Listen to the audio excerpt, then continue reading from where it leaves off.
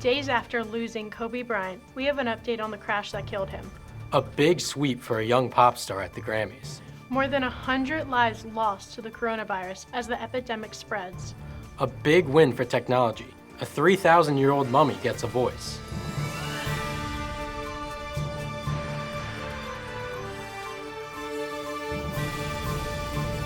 Good morning, Lancaster Catholic.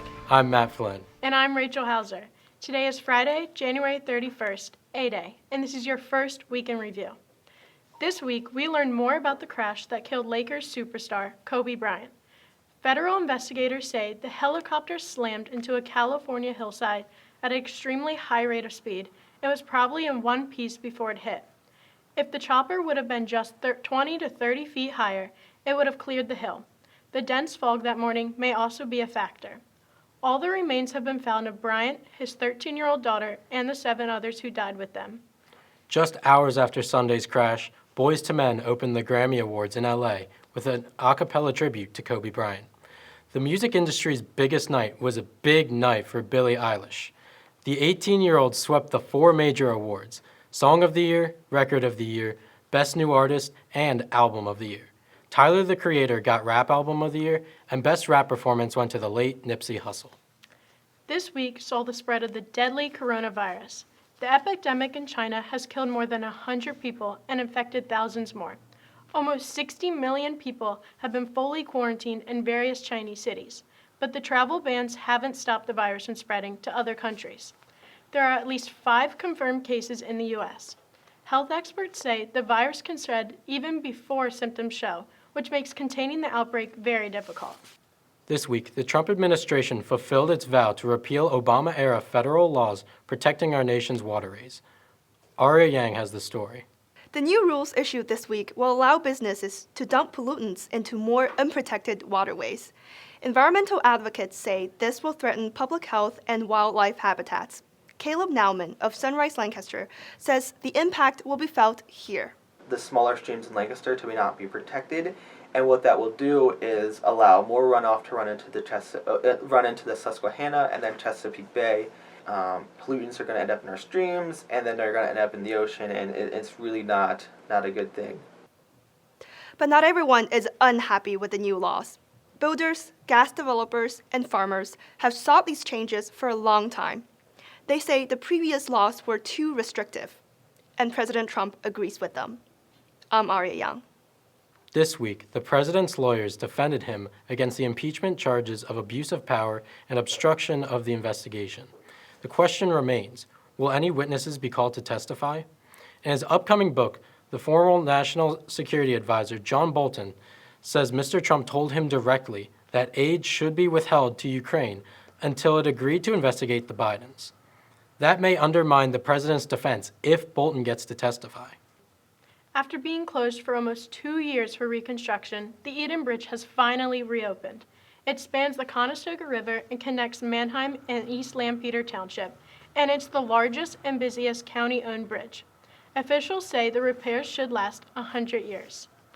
In sports this week, we learned Eli Manning is retiring after 16 years. He took the New York Giants to 2 Super Bowl championships, which brings us to Super Bowl 54. Isaac and Seth have more from the morning show's sports desk. This Sunday at 6:30 p.m., the Kansas City Chiefs take on the San Francisco 49ers to see who hoist the Lombardi Trophy. Seth, what's your take on the big game? Well, Isaac, I really think that the 49ers are going to take this one. They're going to come back with their 6th Super Bowl victory. In pretty much every aspect of the game, I think the 49ers have the advantage, especially with their running game. We see Raheem Mostert tearing through the Packers' defense, and I really think they're going to do that with the Chiefs come Super Bowl Sunday. What do you think? Well, I disagree. I think Patrick Mahomes, Andy Reid, Tyreek Hill going to be too much for the 49ers defense to handle. Even though Richard Sherman and that 49ers defense is pretty fast, I think Patrick Mahomes is going to take care of them, and I think Kansas City will be favored in a high-scoring game. From the Morning Show Sports Desk, have a great Super Bowl weekend. Thanks, guys. There was some big sports news this week from Lancaster Catholic. Crusader head football coach Todd Mealy announced he is leaving the team. He says he wants to spend more time with his family and pursue his career as an author and educator. During Coach Mealy's 2 years here, he took the Crusaders to 2 section crowns and combined record of 20-3. Assistant coach Marinero is stepping into the top job. Thanks, Coach Mealy, and good luck.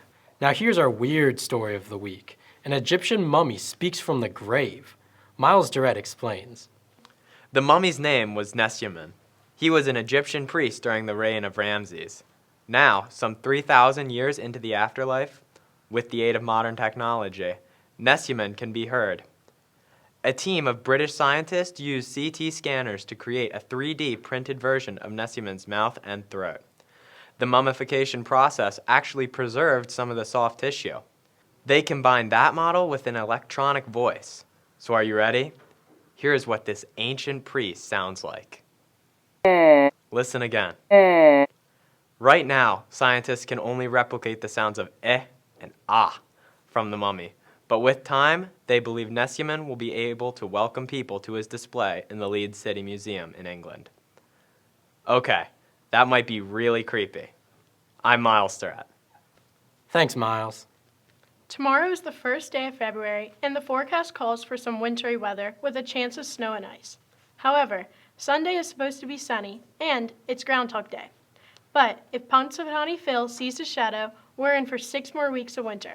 So let's hope he doesn't, and we get an early spring. That's your week in review. Have a great weekend, Crusaders.